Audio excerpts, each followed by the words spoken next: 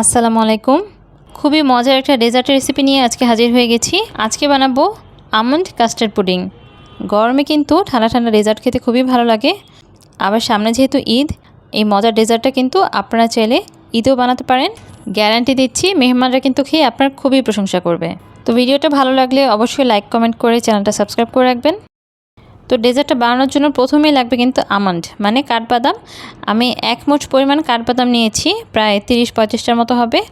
তো এখন বাদামগুলো কুসুম গরম পানিতে ভিজিয়ে রাখবো 15-20 মিনিটের মতো।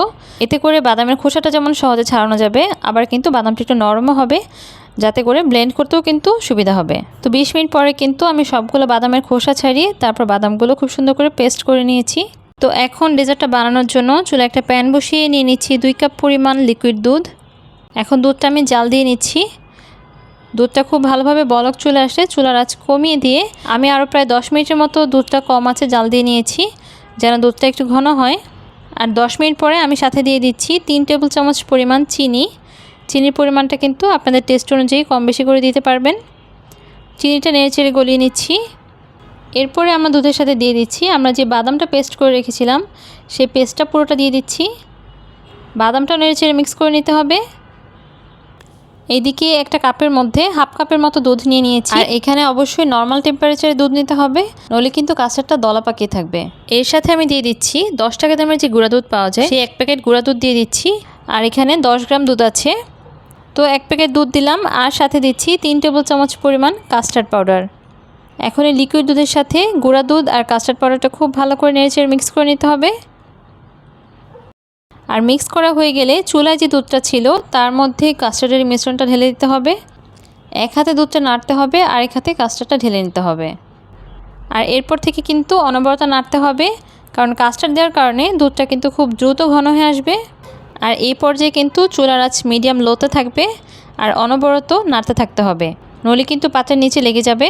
তো নাড়তে নাড়তে কিন্তু কিছুক্ষণের মধ্যেই কাস্টার্ডটা এরকম একটা থকথকে টেক্সচারে পরিণত হবে। তো আমার কিন্তু কাস্টার্ডটা রেডি হয়ে গেছে। আমি এই ঘনত্ব করে কাস্টার্ডটা নামিয়ে নিচ্ছি।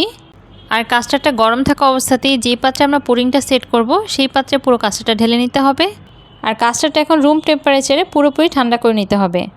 আর কাস্টার্ডটা রুম টেম্পারেচারে চলে আসার পরে এরপর নর্মাল ফ্রিজে রেখে দিতে হবে কয়েক ঘন্টার জন্য, যাতে পুডিংটা পুরোপুরি সেট হয়ে যায়। তো আমি কিন্তু পুডিংটা প্রায় 4 থেকে 5 ঘন্টা ফ্রিজে রেখেছিলাম। এখন ফ্রিজ থেকে বের করে নিয়েছি, আর আমি উপরে কিছু পেস্তা বাদাম ছিটিয়ে দিয়েছি। তো এখন শুধু পছন্দের মতো শেপ করে কেটে নিয়ে পরিবেশন করলেই হয়ে গেল। খুবই মজার খেতে। এই ডেজার্টটা এতই মজা যে ছোট বড় সবাই কিন্তু খুবই পছন্দ করবে। আপনারা কিন্তু বাসায় এটা ট্রাই করবেন। যে বাচ্চারা দুধ বা বাদাম আলাদা করে খেতে চায় না, তাদের কিন্তু এভাবে পুডিংটা বানিয়ে দিতে পারেন। বাচ্চাদেরকে এটা স্ন্যাক্স হিসেবে দিতে পারেন, বা স্কুলের টিফিনেও কিন্তু এটা দিতে পারেন। আর বানানো যেহেতু খুবই সহজ, খুবই কম সময়ে কিন্তু পুডিংটা রেডি হয়ে যায়। তো এই ছিল আমার আজকের রেসিপি। কেমন লাগলো আপনাদের কাছে কমেন্ট করে জানাবেন। ভিডিও ভালো লাগলে অবশ্যই লাইক কমেন্ট শেয়ার করবেন। আরও মজার মজার রেসিপি পেতে আমার চ্যানেলটা সাবস্ক্রাইব করে রাখবেন। আমার ফেসবুক পেজটা ফলো করবেন। তাহলে আজকের মতো এখানে বিদায় নিচ্ছি। ইনশাআল্লাহ পরবর্তী কোনো রেসিপি নিয়ে আবার হাজির হয়ে যাব।